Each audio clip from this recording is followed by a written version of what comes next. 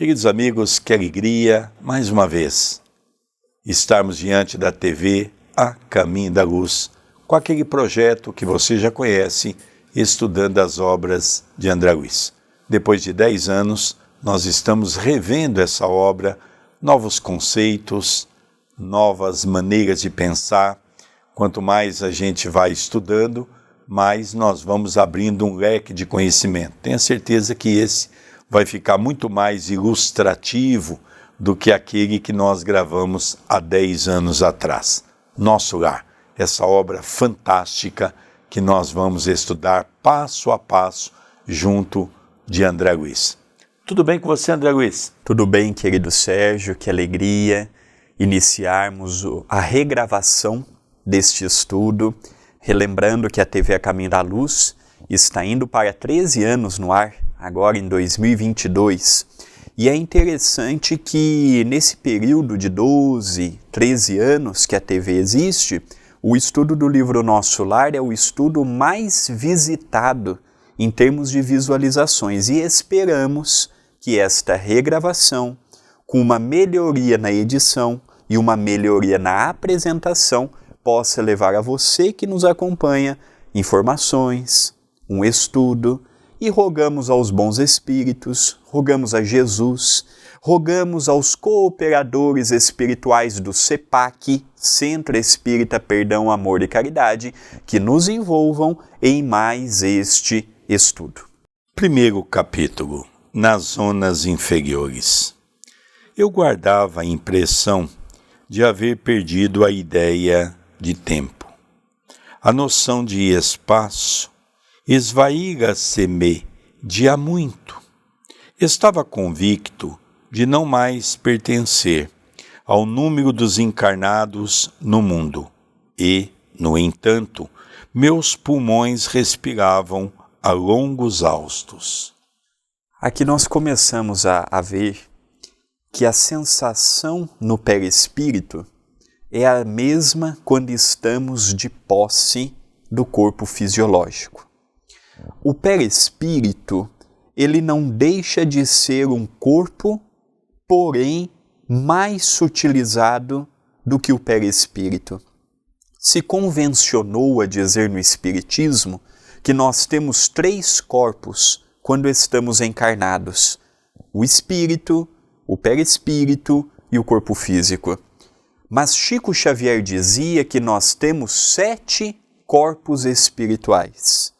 E quem quiser saber um pouco mais a respeito disto, leia um livro Romance de uma Rainha, da médium russa Vera, eu não tenho capacidade para ditar o seu sobrenome, cujo espírito que ditou aquela obra é Conde Rochester.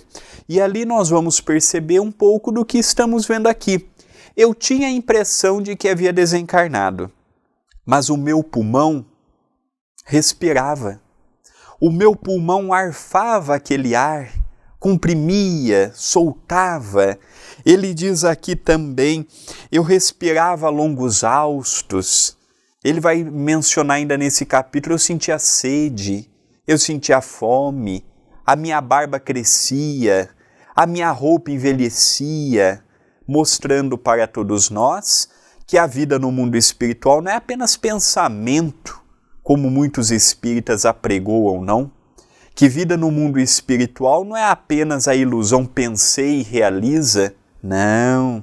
A vida nas adjacências do nosso planeta, da nossa dimensão, segue os efeitos naturais de quando estávamos encarnados. A diferença é que a região é mais sutilizada do que a nossa. Desde quando me tornara joguete de forças irresistíveis? Impossível esclarecer. Sentia-me, na verdade, amargurado, duende nas grades escuras do horror, cabelos eriçados, coração aos saltos, medo terrível, senhoreando-me, muita vez gritei como louco, implorei piedade e clamei contra o doloroso desânimo que me subjugava o espírito. Mas, quando o silêncio implacável não me absorvia a voz estentórica, lamentos mais comovedores que os meus respondiam-me aos clamores. Outras vezes, gargalhadas sinistras rasgavam a quietude ambiente. Algum companheiro desconhecido estaria, a meu ver, prisioneiro da loucura. Formas diabólicas, rostos álvares, expressões animalescas surgiam, de quando em quando, agravando-me o assombro. A paisagem, quando não totalmente escura, parecia banhada de luz alvacenta, como que amortalhada em neblina espessa que os raios de sol aquecessem de muito longe.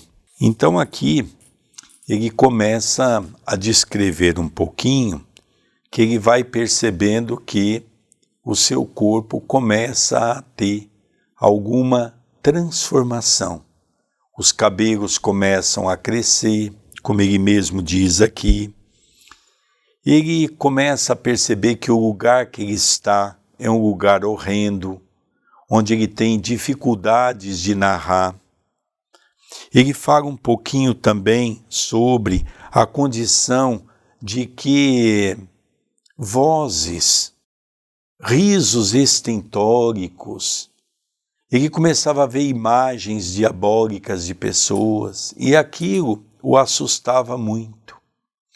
É interessante que nós vamos notar nessa obra, o André já mencionou há pouco, que a grande maioria dos espíritas imaginam que a forma de nossa conversação é de pensamento a pensamento. E não é verdade. A nossa forma no mundo espiritual depende da dimensão que nós nos encontramos. Quando aprendemos com André Luiz que o nosso planeta é dividido em 7 dimensões. Cada dimensão é dividida em várias subdimensões. Cada livro dos 13 que compõem essa série científica espiritual mostra para nós regiões que estão exatamente na questão intermediária de uma dimensão para outra. Então vejamos, a nossa é a terceira. Vamos analisar que a última é o abismo, o chamado zona abismal.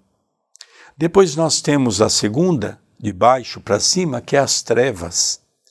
A terceira é a crosta e a quarta é o umbral. Eu vou parar um pouco nessas 4, que são as que estão mais ligadas à crosta terrestre.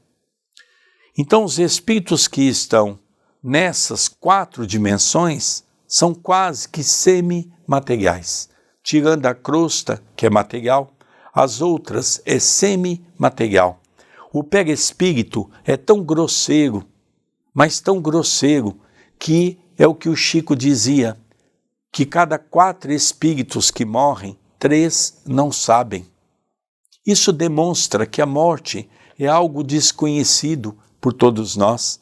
Tem espírito que desencarna, fica no plano espiritual, reencarna sem saber que passou pela morte.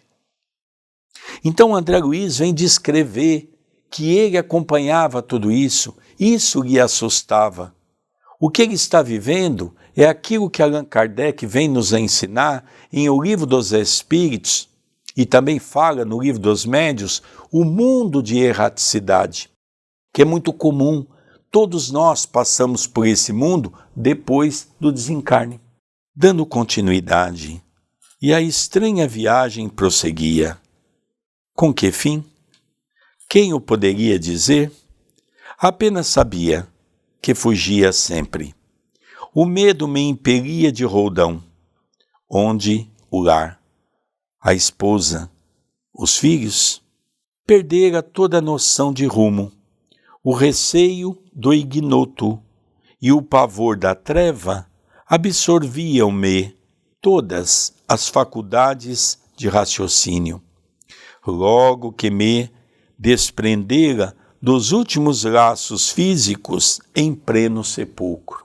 Aqui apenas o que chama atenção, é uma frase esparsa, não é, para os comentários, ele dizendo que ele havia perdido a noção de tempo, a noção de espaço e que brotava na sua mente aquela saudade da esposa, dos filhos, do seu antigo lar, e que naquele momento de abatimento ele não tinha, por exemplo, tempo ou forças necessárias para utilizar todo o seu raciocínio. Então é isso que chamou a atenção desta frase. Dando continuidade, atormentava-me a consciência. Preferiria a ausência total da razão, o não ser. De início, as lágrimas lavavam-me incessantemente o rosto e apenas, em minutos raros, felicitava-me a bênção do sono. Interrompia-se, porém bruscamente, a sensação de alívio. Seres monstruosos acordavam-me, irônicos. Era imprescindível fugir deles. Aqui nós percebemos que ele não era uma pessoa ruim, pelo contrário, foi uma pessoa que utilizou a sua inteligência para o benefício de um país todo, por que não dizermos de países como o nosso, países tropicais, passando pelo surto do bichinho barbeiro.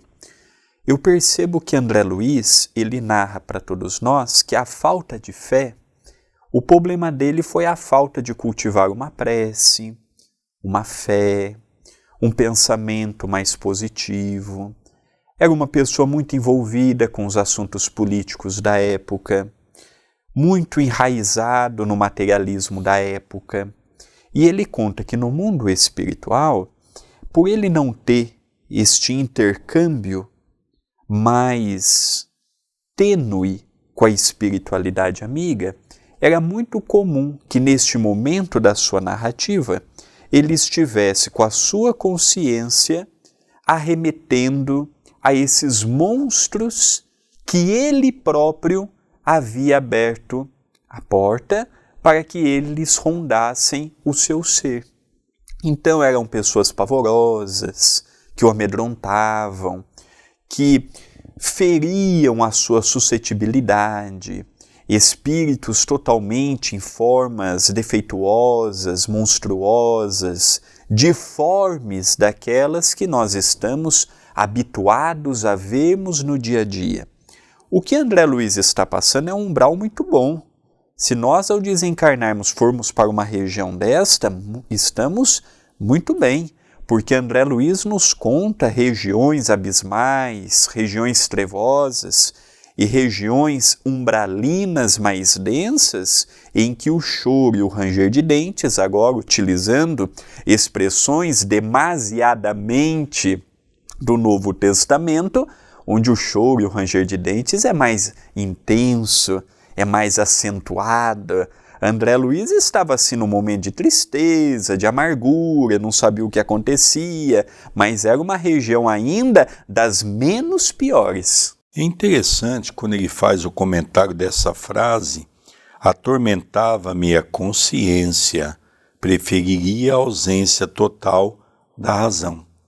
Então nós vemos aqui, relembrando Allan Kardec, na questão 621 do Livro dos Espíritos, aonde está escrito a lei de Deus e os Espíritos respondem na consciência, nós começamos nitidamente a perceber que a falta do bem, a falta da caridade, a falta de fé, a falta da lógica no sentido do bem é que fazia falta a ele naquele momento.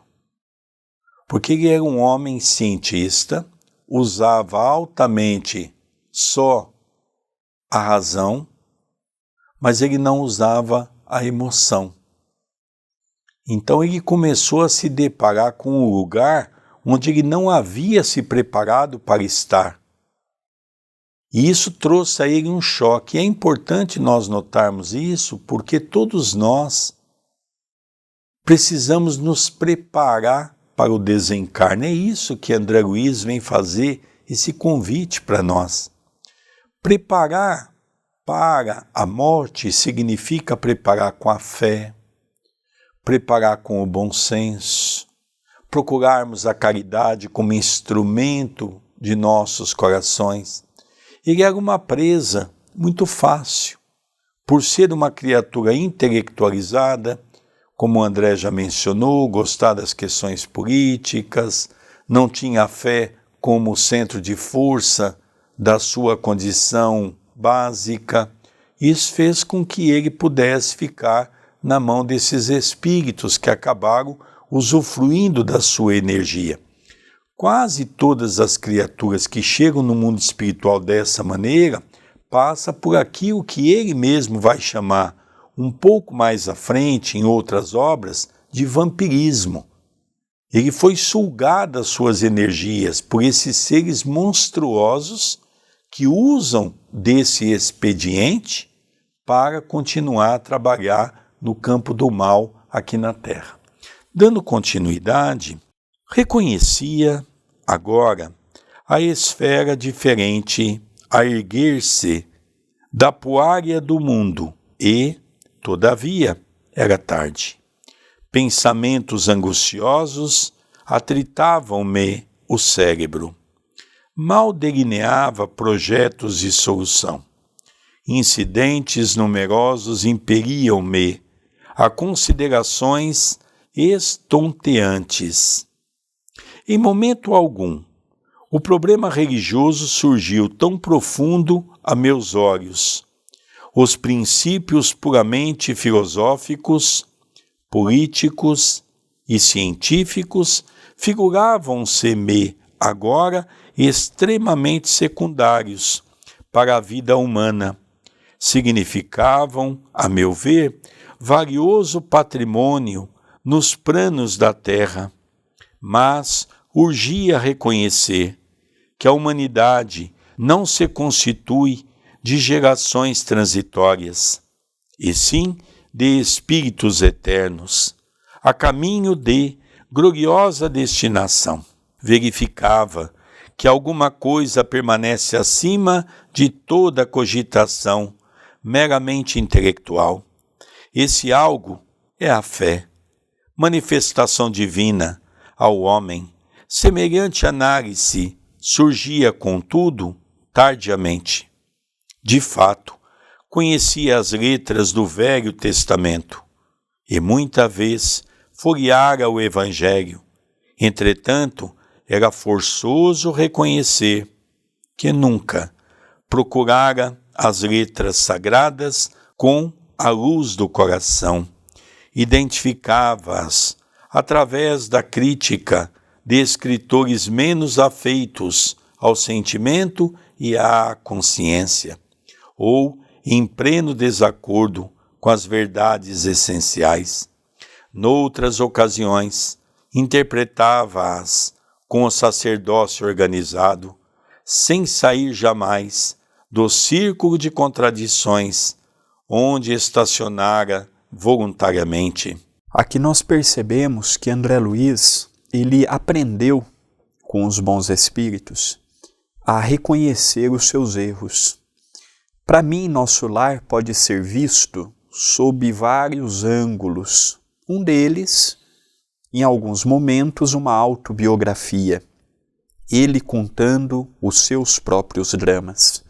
Já contamos inúmeras vezes que o livro ele é um livro truncado. Muitas falas que ele fala a respeito de sua última existência, como o Dr. Carlos Chagas, foram modificado. Mas nesse caso não. Aqui ele não teria a necessidade de modificar, porque aqui não identificaríamos quem era. Ele diz que quando esteve na Terra, era de família católica, o que naquela época não era surpresa nenhuma no final do século XIX, começo do século XX. Quase a maioria das famílias eram católicas. Ele teve conhecimento da Bíblia, tanto do Velho quanto do Novo Testamento.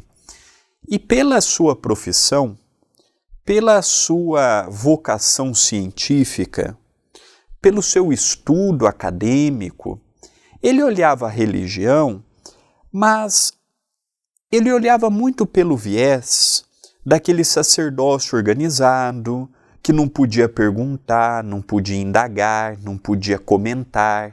E quando era feito, Deus não gostava, a igreja não gostava. E para ele isso não funcionava. Porque ele, como um amante de perguntas, e isto é muito claro em toda a sua obra, André Luiz, ele tem uma peculiaridade. Ele era uma pessoa curiosa. E ele não guardava para si a curiosidade, ele ia e perguntava. E naturalmente que isso levou ele a tomar muitas desilusões. Perguntava para um sacerdote, não podia responder, não sabia. A lógica nem sempre caminhava com o que se ensinava durante a palestra pública. E aquilo fez com que ele se distanciasse temporariamente da igreja, das religiões, porque aquilo não preenchia ele. Era muito vago, era muito superficial, não preenchia sua inteligência, não respondia suas dúvidas. E ele próprio diz que, devido a isto, ele nunca cultivou uma fé latente, uma fé que pudesse abranger o seu ser. O espiritismo, ele tem que tomar cuidado para ele não cair no mesmo problema. Muitas pessoas, não encontrando as respostas que procuram, também deixam a seara espírita. O espiritismo não pode ter dogmas, imposições, não pode ter a palavra de um médium como sendo a última, a palavra de um espírito como sendo a última. O próprio codificador disse assim: olha, se alguma coisa que eu disser estiver contrário a uma comprovação científica, deixe esse ponto que eu escrevi de lado e fique com a ciência. Olha que bom senso do nosso codificador, porque ele sabia que a ciência evolui e ele estava fazendo pautado numa ciência da época. Então nós percebemos que a religião, ela não pode ter a estrutura que nós vemos hoje. Uma única pessoa que sabe, uma única pessoa que manda, uma única pessoa que ensina. Hoje não, hoje nós estamos num modo que é o plural. Todos nós ensinamos, todos nós aprendemos. E aqui ele é franco com ele, conosco, seus leitores, dizendo que ele distanciou da religião por não encontrar nela, naquela altura, as respostas que ele buscava. Um outro viés que eu vi de uma maneira bem acentuada é que ele, depois de bastante tempo de sofrimento, ele percebeu que toda a parte filosófica que ele conhecia, toda a parte científica, que ele tanto dava valor quando passou aqui na Terra, as questões políticas que ele estava tão intrinsecamente ligado, lá não servia praticamente para nada. Mas ele começou, dentro da sua linha de raciocínio, a perceber, e ele demonstra que num determinado momento ele percebe que já não tinha mais o corpo. Ele percebe que a sua família já não estava mais perto, onde estaria. Ele não consegue descrever aquele lugar que ele estava. Então ele vai buscar naquele conhecimento que ele tinha de maneira ainda bastante arcaica, que é a questão religiosa, ele vai tentar buscar alguns conhecimentos dessa natureza para trazer a ele alguma explicação. Bom, se eu estou desse outro lado, se eu já sinto que não tem mais o meu corpo, se eu já sinto que o espírito prossegue depois da morte física, ele usa da sua inteligência para começar a perceber que é muito importante ele começar a partir para outros caminhos. O que nos chama a atenção é a maneira com que ele diz sobre o tormento que ele tinha nessa região. Esses espíritos assombrosos, é interessante nós notarmos que o que ele descreve, logicamente, é muito pouco daquilo que ele passou. Ele descreve apenas aquilo que nós temos capacidade de compreender. de uma maneira muito vaga. Vamos dar continuidade na leitura para irmos acompanhando essa linha de raciocínio. Ele continua: em verdade, não fora um criminoso, no meu próprio conceito. A filosofia do imediatismo, porém, absorvera-me. A existência terrestre, que a morte transformara, não fora assinalada de lances diferentes da craveira comum.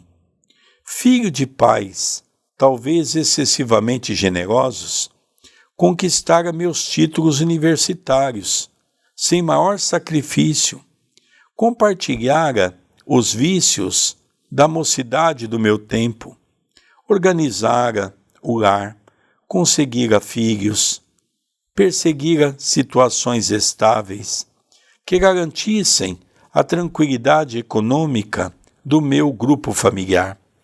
Mas, examinando atentamente a mim mesmo, algo me fazia experimentar a noção de tempo perdido, com a silenciosa acusação da consciência. Habitara a terra, gozara-lhe os bens, colhera as bênçãos da vida, mas não lhe retribuíra ceitil do débito enorme. Tivera paz, cuja generosidade e sacrifícios por mim nunca variei, esposa e filhos que prendera ferozmente nas teias rijas do egoísmo destruidor. Possuíra um lar que fechei a todos os que palmilhavam o deserto da angústia. Deliciara-me com os júbilos da família, esquecido de estender essa bênção divina à imensa família humana, surdo a comezinhos deveres de fraternidade. Então nós vamos perceber que Dr. Carlos Chagas, ele perdeu o pai muito cedo. Ele foi criado só pela sua mãe. Ele perdeu o pai com 5 anos de idade. E a mãe herdou uma fazenda. Os pais de André Luiz tinham uma fazenda em Oliveira, Minas Gerais. Ele é mineiro. E é interessante que a mãe, sozinha, cuidou dele. E os tios maternos começaram a ajudar também. A ajudar na orientação. Tanto é que foi por um tio que ele foi estudar no Rio de Janeiro medicina. Porque pela mãe ele teria estudado em Ouro Preto. Então nós percebemos que André Luiz, ele é um pouco diferente do que nós vemos aqui, mas essa generosidade existia, ele não era de uma família pobre, ele teve a oportunidade de ter um estudo acadêmico. Naquela época isso era muito difícil, ele era filho de fazendeiros. E é interessante que ele pegou o final da escravatura aqui no Brasil. A mãe já era uma pessoa muito consciente da importância de tratar os negros com respeito. Na fazenda eles procuravam ser solidários, fraternos, numa época em que a maioria pensava apenas em ter as coisas. Ele teve a oportunidade de ir para o Rio de Janeiro, ele teve a oportunidade de estudar. É muito conhecido André Luiz por ser o estudante das duas velas, porque ele tinha o hábito de acender uma vela. Quando essa chegava ao seu fim, ele acendia a outra e ele, enquanto não acabava essa segunda, ele não parava o seu estudo. Era muito dedicado, era muito disciplinado, ele chegou a ser também professor universitário, dirigente da Fiocruz, que na atualidade está tão em moda falarmos, porque é uma das grandes produtoras de vacina no Brasil, junto com o Instituto Butantan, aqui em São Paulo. A Fiocruz, que quando ele assumiu no lugar de Oswaldo Cruz, que havia desencarnado. E ele ficou alguns anos. Ele teve 2 filhos, como Carlos Chagas. Ele era um marido muito comprometido no seu casamento, trabalhava muitas horas, às vezes 14, 15 horas, no Instituto de Manguinhos, que hoje fica a sede da Fiocruz. Tinha 2 filhos, o Evandro, o filho mais velho, e o Carlos Chagas Filho. O Evandro desencarnou depois de 6 anos que Carlos Chagas desencarnou. Então nós vemos que foi uma perda para a mãe. Perdeu o esposo, passados 6 anos, perdeu o filho. Ambos os filhos estudaram medicina, ambos os filhos eram cientistas. Carlos Chagas Filho, por exemplo, ele foi convidado por um dos papas do século passado a ser o dirigente da parte científica do Vaticano. Então nós vemos que ele seguiu passos do pai. Ele seguiu o senso de pesquisa, era um médico respeitado. Então, Carlos Chagas, ele teve uma família, ele foi convidado pelo governo brasileiro a ser, como se fosse hoje, por exemplo, o ministro da Saúde, ele que instituiu uma das campanhas de vacinação no século passado. Então, ele foi uma pessoa que teve um papel social, acadêmico, muito grande no nosso país e que não podemos deixar morrer, porque é um orgulho nós falarmos que tivemos Oswaldo Cruz, que tivemos Carlos Chagas, são cientistas que levantam a bandeira para o Brasil. É interessante também no livro contado pelo seu filho, quando ele descobre a vacina, ele foi muito perseguido, porque outras pessoas queriam o título de ser o proprietário da descoberta. E isso deu a ele muitos recursos financeiros, onde ele comprou uma belíssima casa no Rio de Janeiro.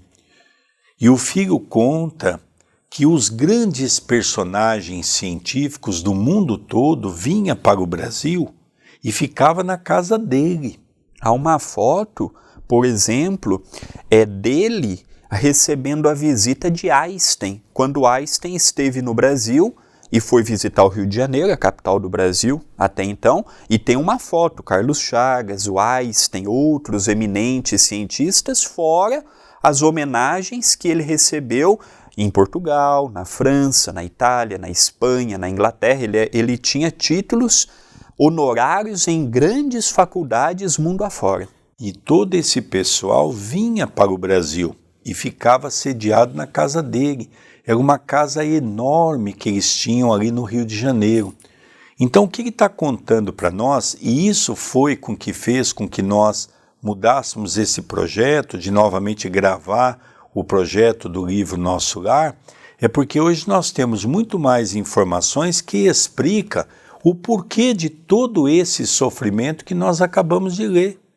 De repente ele cai em si que todo aquele homem que estava revestido na figura de Carlos Chagas, um homem tão poderoso na sua época, de tanta fama, que recebeu tanto dinheiro e que usou isso, como é natural de quase todos os homens que não têm um viés religioso, para o seu conforto e o conforto da sua família.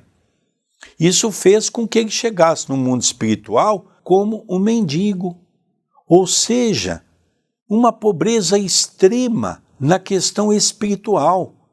Então, quando nós passamos a ter essas informações, elas passam a ficar mais repletas, elas passam a ficar mais completas para todos nós. Por isso, nós víamos a necessidade de refazer esse projeto para analisar de alguns momentos aqui importantes da vida de Carlos Chagas, alguns momentos que teve que ser adulterado por questões de que a família estava, e era uma família muito conhecida naquela época, então se viu a necessidade de colocar isso. Mas o sofrimento, com certeza, é real.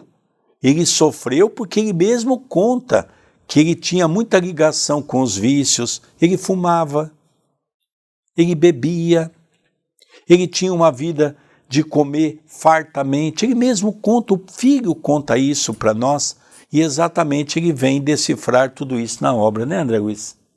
Dando continuidade, enfim, como a flor de estufa não suportava agora o clima das realidades eternas, não desenvolvera os germes divinos que o Senhor da vida colocara em minha alma, sufocara-os criminosamente no desejo incontido de bem-estar, não adestrara órgãos para a vida nova.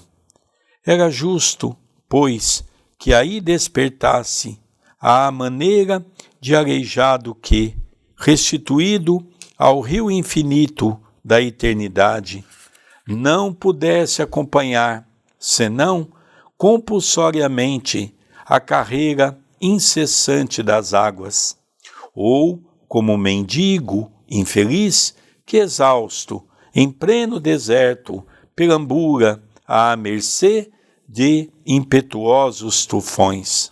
Percebemos, neste penúltimo parágrafo, que ele menciona, por exemplo, não adestrar a órgãos, não é?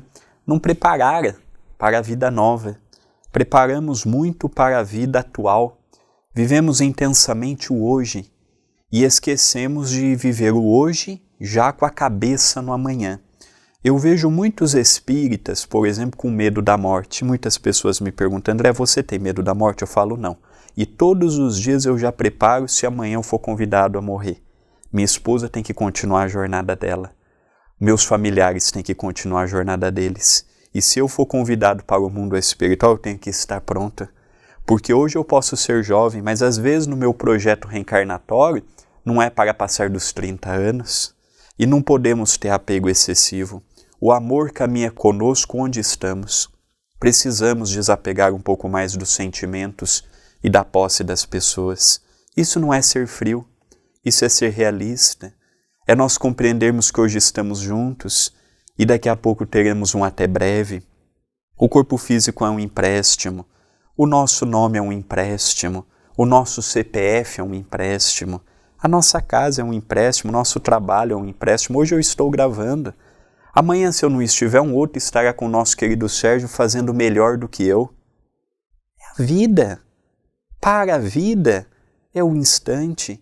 E ele diz que ele não preparou os seus órgãos, ele não preparou a sua alimentação, ele não preparou os seus sentimentos. Ele chegou no mundo espiritual diferente do modo que nós podemos chegar. Nós sabemos que a morte é um até breve. Diga-se de passagem, existe uma diferença entre morte e desencarne. Morte é o corpo. Meu corpo pode morrer, mas não quer dizer que eu desencarnei. O suicida, por exemplo, ele morre, mas ele não desencarna, porque ele fica acompanhando por bom tempo ainda o sofrimento do seu corpo físico. Inclusive ligado no próprio corpo físico. Isso foi o que fez com que ele sofresse, né, André? Porque nós vamos ver um pouco à frente que esses espíritos que se apresentavam a ele dizia que ele era um suicida. E não aceitava isso. Como eu, suicídio, vocês estão com brincadeira. Pelo contrário, eu amava a vida. Então ele fala aqui de adestrar os órgãos porque ele acabou com seu pulmão, porque ele fumava. Ele acabou com seu estômago porque ele comia de maneira desregrada. Ele acabou com seu fígado porque ele bebia.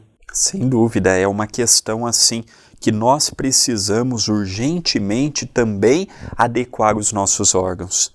Estamos num momento difícil, com pessoas desencarnando, com pessoas retornando à pátria espiritual, e não estamos isentos de sermos os próximos. E se chegarmos no mundo espiritual sem prepararmos os nossos órgãos, André poderia dizer assim: eu não fui espírita, eu não sabia que a vida continuava após a morte. E nós que somos espíritas?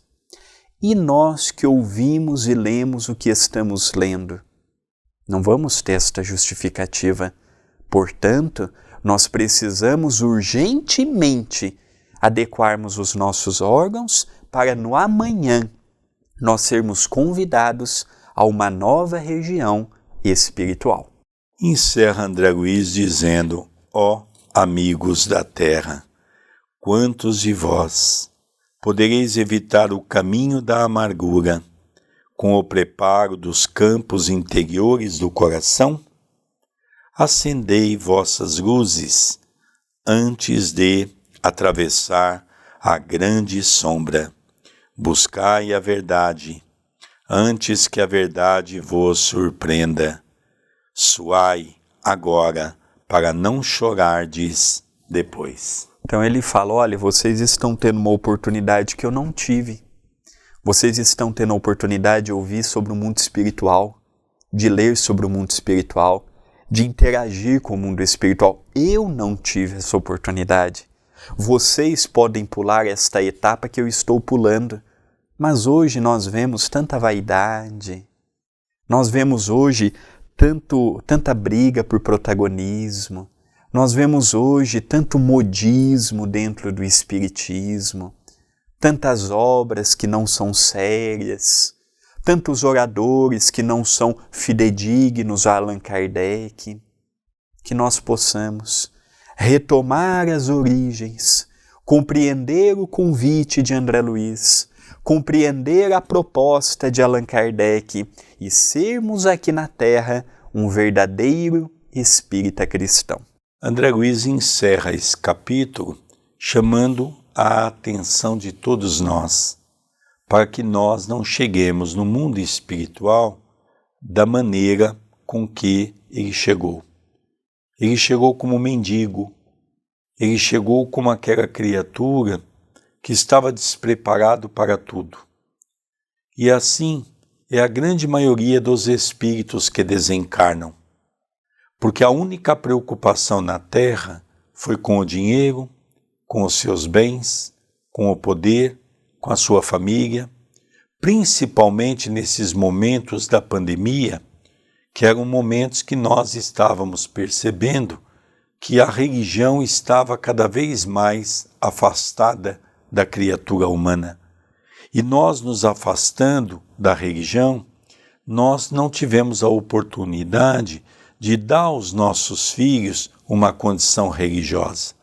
É isso que André Luiz vem nos convidar, a revermos o nosso conceito, a revermos a nossa posição e a tornar criaturas melhores para chegar melhor do que ele no mundo espiritual. Ao encerrarmos o primeiro capítulo do livro Nosso Lar, nós gostaríamos de convidar os amigos e as amigas a cooperarem com o canal da TV A Caminho da Luz, começando pelo próprio vídeo que estão vendo. Deixe o seu like e o seu comentário.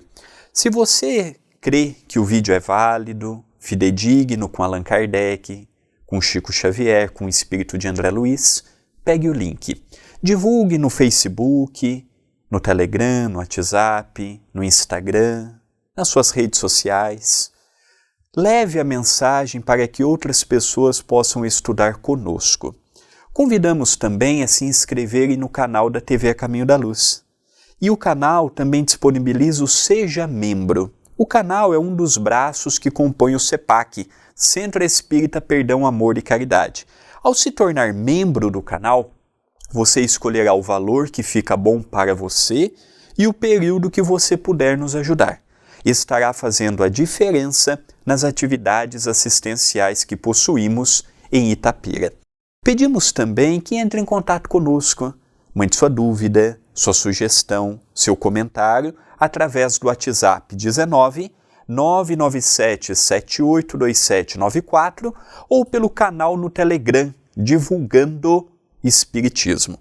E você também pode cooperar com o CEPAC adquirindo um livro em nossa loja virtual, loja-acaminhodaluz.com.br. Queridos amigos, nós encerramos então o primeiro programa do livro Nosso Lar, nessa nova roupagem que estamos fazendo depois de 10 anos. Até o próximo programa e agradecemos a nosso Senhor Jesus Cristo por nos darmos força e coragem para esse projeto da TV A Caminho da Luz, que é o programa Estudando as Obras de André Luiz, o livro Nosso Lar.